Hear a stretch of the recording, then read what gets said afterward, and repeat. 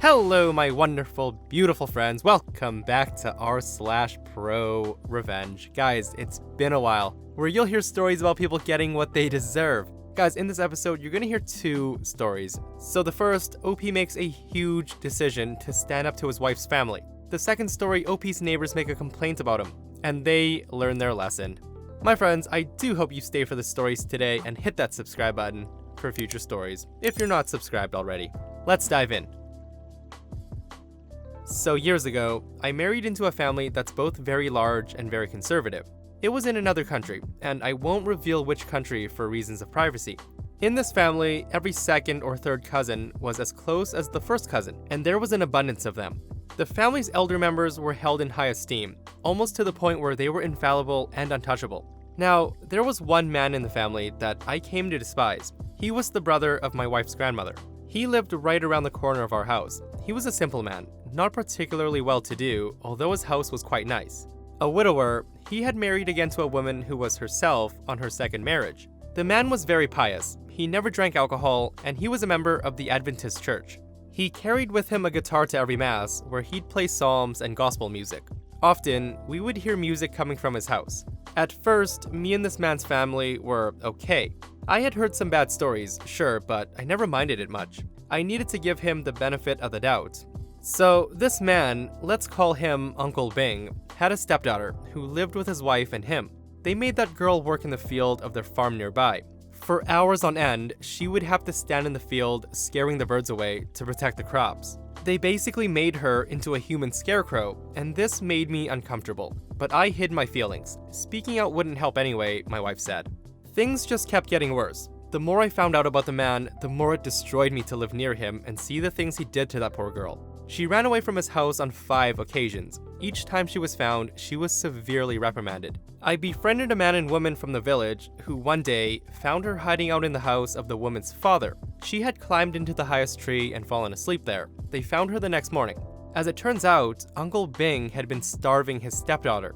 The younger kids, his biological children by a second wife, got nice food. His stepdaughter, let's call her Cinderella, got nothing but plain rice or old bread.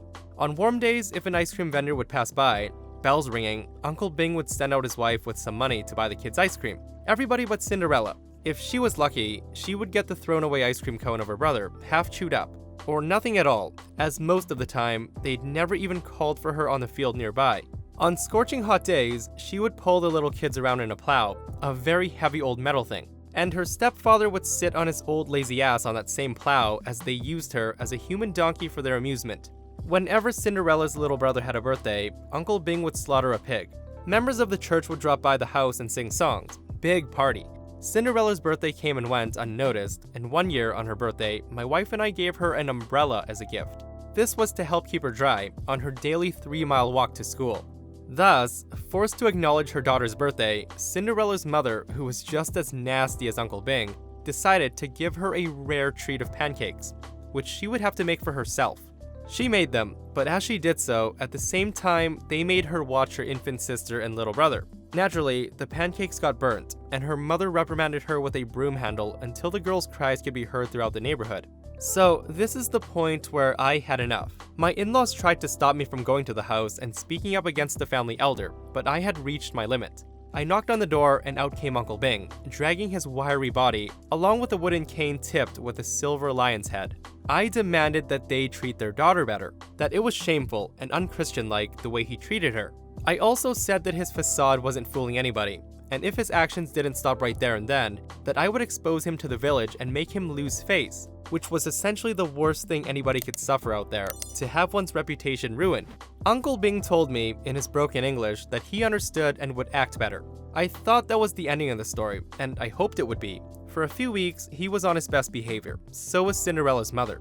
The girl went to school regularly again. Sometimes she'd hop and whistle a tune, and she would hardly ever go to the farm anymore. So far, so good. But one day, when I was away to another part of the country for business, my wife called me and told me something bad happened. Her great uncle had threatened Cinderella very badly after an argument. There has been a lot of screaming and shouting, and the old man had waved a machete at the girl. She had tried to fend him off, and he had sliced her hand with a machete.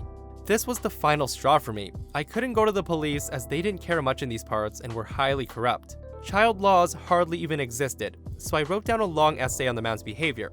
Never naming him directly, but describing him in such a way that everybody would know exactly who the man was. I wrote it and had my wife translate it into her language, and then I posted it on Facebook. Now, in spite of the country's poverty, even in this tiny village, everybody somehow had social media. Everyone in their family and village had Facebook, and I was friends with them all, so I posted it, and the whole village pretty much saw and liked the post. People replied to it, writing in the comments how they saw other bad things being done by the man. And it turns out that he was very hated, and it all came out.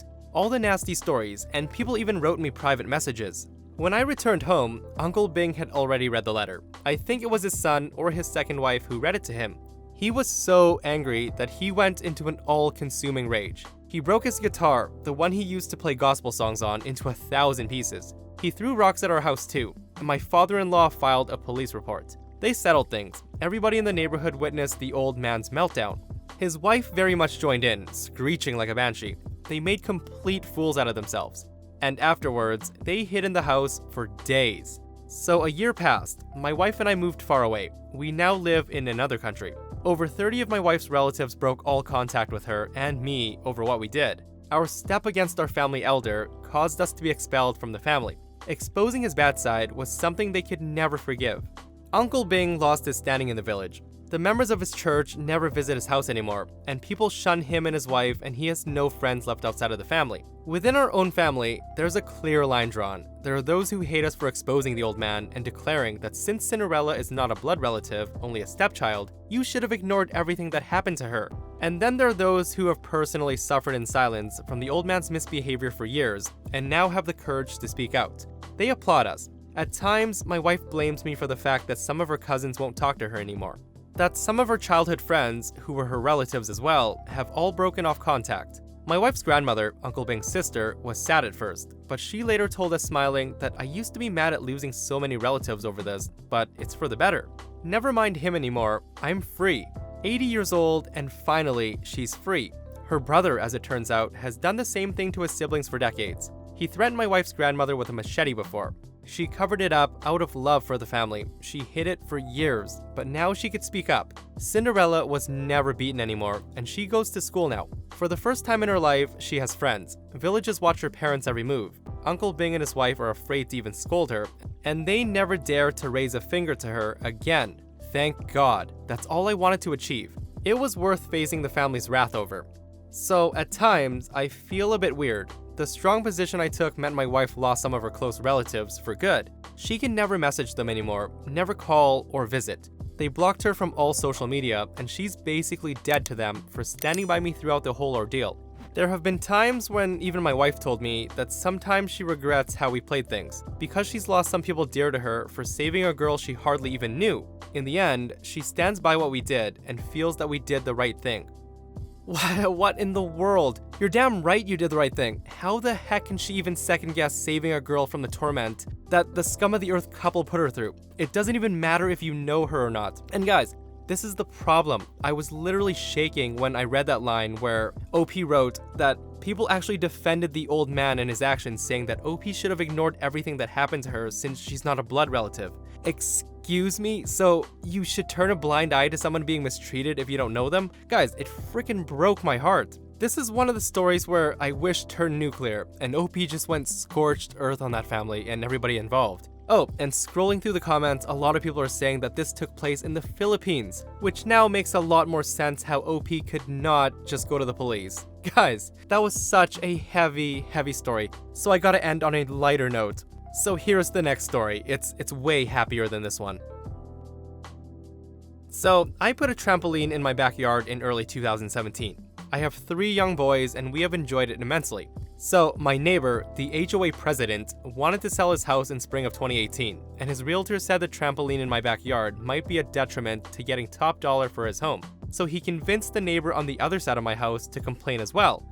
Out of the blue, I received a message from the HOA property manager that the neighbors complained and I would need to submit a form to get approved. So, what's sad is that I was actually friendly with both of these people. They had been in my home. They could have talked to me face to face. I would have been willing to dig a hole for the trampoline to hide it more, or purchase a new one with elastic bands rather than springs to make it quieter. Both of these options are cheaper than getting a lawyer, but nobody asked. Nobody came to me to have a face-to-face, heart-to-heart discussion about their concerns. So here's a few ironies. These are 5-bedroom homes. Clearly people with kids are gonna move in, and they're gonna be noisy in their backyard with or without play equipment. The guy who sold his home smoked like a chimney. I don't think my trampoline would have been his top concern. The people who ended up buying the home are a great family with 2 kids who don't care about toys in other people's backyards. My neighbors have raised their kids to adulthood. 2 very active boys. When I pointed this out to her, the words that actually came out of her mouth were, "I know it's challenging to raise boys, but we're at different stages of our lives." As if that justified her trying to screw me. So back to the story. I filled out the form and sent it in. The review committee denied it a month later. I appealed the decision and met with the board in August. They sent me a letter and said it was in violation. I asked which rules I violated, and they never sent me a letter, so I asked again a week ago. The property manager was adamant that she had sent the letter, but I asked for proof. She forwarded an email where she put my name in the "to" field after the fact. I had a strong suspicion that it was after the fact due to the following reasons. An HOA meeting was mentioned that never took place. The responses to my questions varied in color, indicating that they had been edited at different times. She responded immediately to my request for proof by indicating that she would forward the email, but then took an hour, presumably editing a draft that she never sent. She cited a rule early in the email, but then cited an additional rule later that superseded the first. The first cited rule could have simply been omitted. The message was not marked as a forwarded message at the top, and the sent time did not include seconds. None of these things are a smoking gun, but they are suspicious. I asked the other people in the "to" field if they received a copy of the email with my name in the address field. The only honest member of the board replied that he hadn't. The rest remained silent because they did not want to look like they and the property manager dropped the ball. So, if you're curious why the board did not like my trampoline, here is the rationale provided in the letter that was never sent. It says, "Due to the close proximity of the homes to each other and the small yards, the trampoline is unsightly to the homes surrounding it. Realtors for those homes surrounding you have stated that it is a detraction to selling homes and is lowering the home values of those around it. There have also been neighbor complaints regarding the noise level, which makes those homeowners unable to enjoy their homes. They are also unable to use certain portions of their homes while the trampoline is being used." So my kids all weigh under 35 pounds. They go to bed at 7 p.m. and don't jump on the trampoline in the morning before 10 a.m. My neighbors bought homes 10 feet away from me. What did they expect? The year-end meeting was scheduled for yesterday, and 4 board positions were up for election. I got my 3 friends on the street to run with me. I went door to door every day for a week and spoke with the majority of homeowners about their discontent with the street. I got a third of the community to sign proxy forms, stating that I would vote on their behalf. I went to the meeting last night and put those fools on blast. I listed calmly all the ways the current board was failing the community and my plan to right their wrongs. The vote was a landslide in favor of myself and my friends getting elected. One awful board member remains, but he is the minority. We also fired the property manager, who was flat out dishonest, and the trampoline endures. The only bummer is now I have to manage a street which includes some legit crazy people. But this whole episode has convinced my wife that we will never live in an HOA again, which I count as a huge victory, in addition to the trampoline remaining where it is today. Guys, I had no idea that having a trampoline in your backyard could lower home values. Is it really that annoying?